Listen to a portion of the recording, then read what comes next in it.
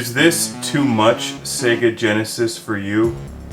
That's a trick question because you can never have too much Sega Genesis, but maybe you just don't have the room for this. In which case, you can get this, the Model 2 Sega Genesis. Although ideally you'd really have that. It's like the size of a dishwasher. The original Sega Genesis was released to the North American market in 1989. A couple years later, in 1994, they released the Model 2 Sega Genesis, which is more compact and carried a lower price tag. We'll take a close-up look at this thing. It says Sega, and if you've ever seen this show before, you know I think that's a good thing.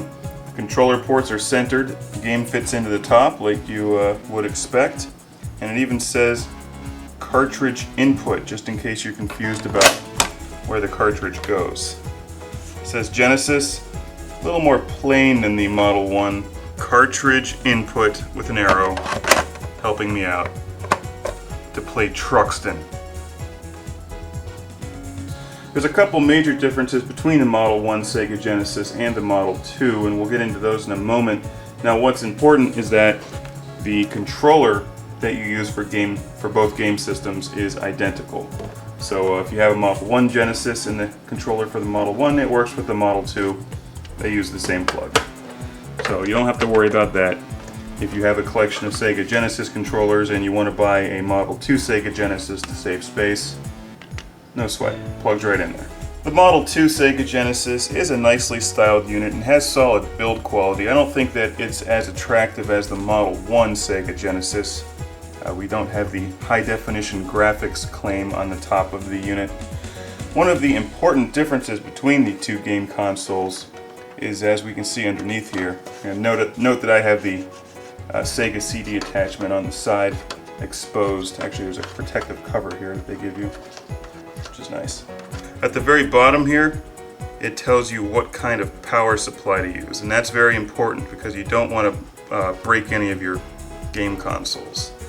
You want to use the 2103 Genesis AC adapter only, which is different than the AC adapter you would use with the Model 1, which uses a 1602 power adapter.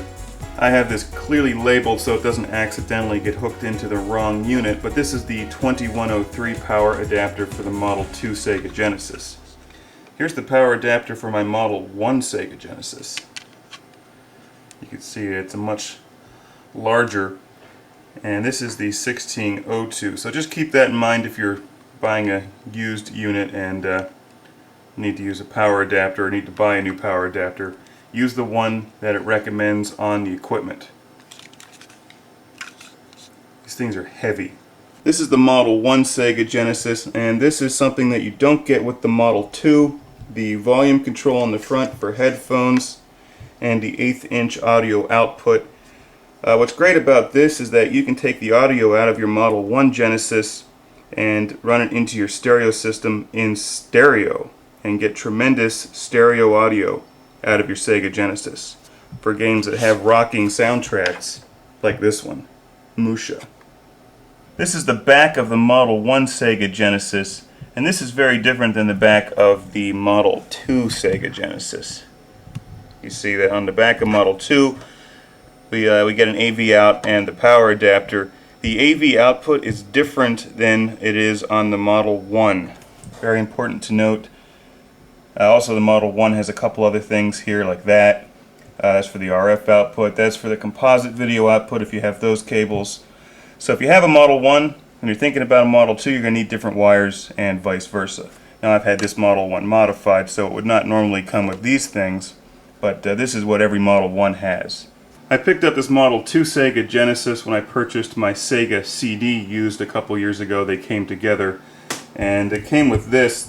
This is how I've gotten video out of it, using this RF unit that plugs into the single video output on the back of the Model 2 Sega Genesis. And again, this is different than it is on the Model 1.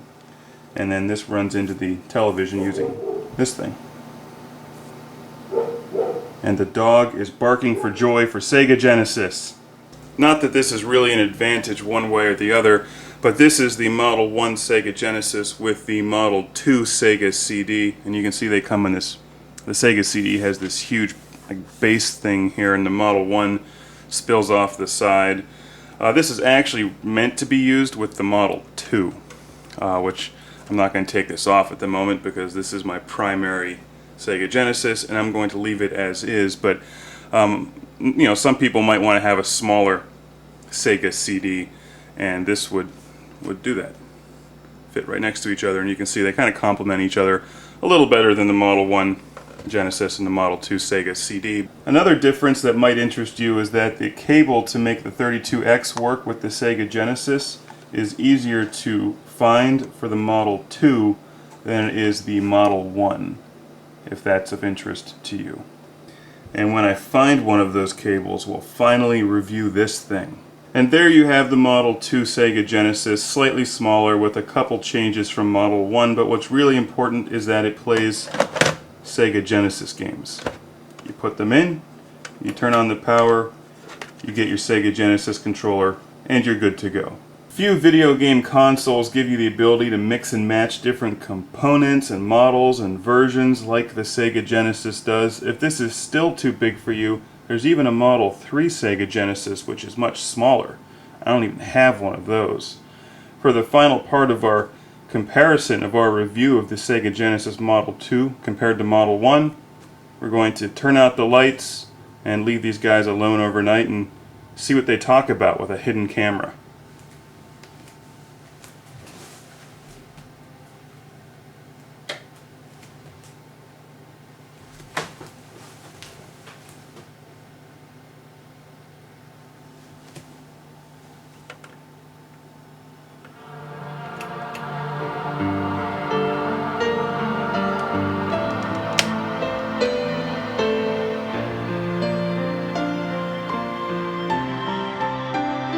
Hey, oh, you want another television, eh?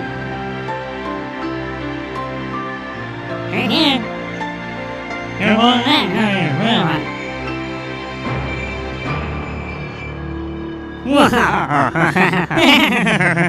really?